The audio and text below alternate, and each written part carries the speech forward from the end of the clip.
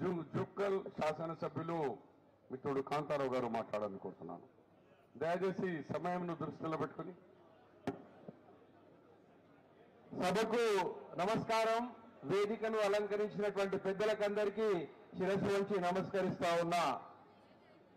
భారతదేశ చరిత్రలో స్వాతంత్రం వచ్చిన తర్వాత మొట్టమొదటిసారిగా సామాజిక న్యాయం వైపు అడుగులు వేస్తూ మొదటిసారిగా రిజర్వేషన్లు ఈ దేశానికి మన తీసుకువచ్చింది కాంగ్రెస్ పార్టీ అనే విషయం నేను మీకందరికీ తెలియజేస్తున్నాను మిత్రులారా.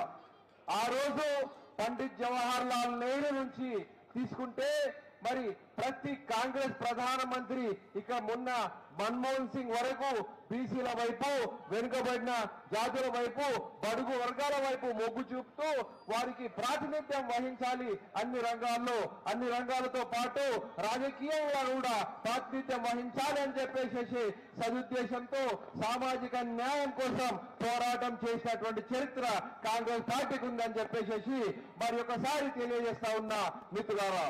అయితే దానికి ఏమాత్రం చరిత్ర కలిగినటువంటి కాంగ్రెస్ పార్టీ యొక్క ఈ ఆలోచనను మరి పెద్ద ఎత్తున ముందుకు తీసుకువెళ్తూ సామాజిక న్యాయం కోసం వీధుల ద్వారా వీధులలో వచ్చి పోరాటం సాగిస్తున్నటువంటి మన ప్రియతమ నాయకులు శ్రీ రాహుల్ గాంధీకి తోడుగా మన ముఖ్యమంత్రి వర్యులు రేవంత్ రెడ్డి గారు ఈ రోజు బీసీల కోసం 42% రిజర్వేషన్లు తీసుకురావడం మీకందరికీ తెలుసు మిత్రులారా.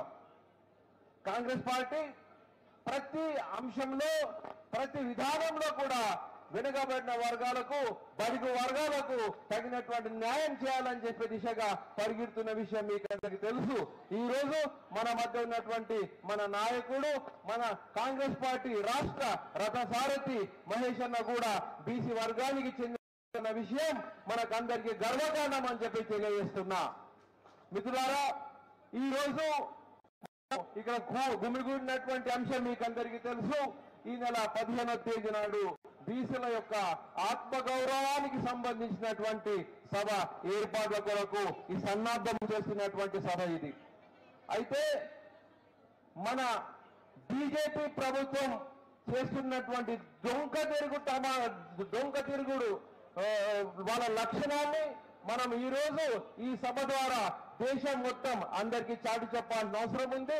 మన యొక్క వాయిస్, మన యొక్క నినాదాలు, మన యొక్క గుండె చప్పుడు ఢిల్లీ వరకు అందరికీ వెళ్లి మన యొక్క బీజేపీ యొక్క దొంగ తిరుగుడు విధానాలు, బీజేపీ ప్రభుత్వం యొక్క దొంగ తిరుగుడు విధానాలు ప్రజలందరూ తెలియజేయాల్సిన అవసరం ఉన్నది. అదేవిధంగా మన కాంగ్రెస్ పార్టీ యొక్క కమిట్మెంట్ 42% స్థానిక సంస్థలలో ఖచ్చితంగా ఇవ్వాలనేటువంటి నిర్ణయం కూడా మనం అందరం హర్షిస్తూ ఈ సభకు పెద్ద ఎత్తున హాజరు కావాలని చెప్పేసి తెలియజేస్తూ ముగిస్తా ఉన్నా. జై హింద్, జై కాంగ్రెస్. ధన్యవాదాలు.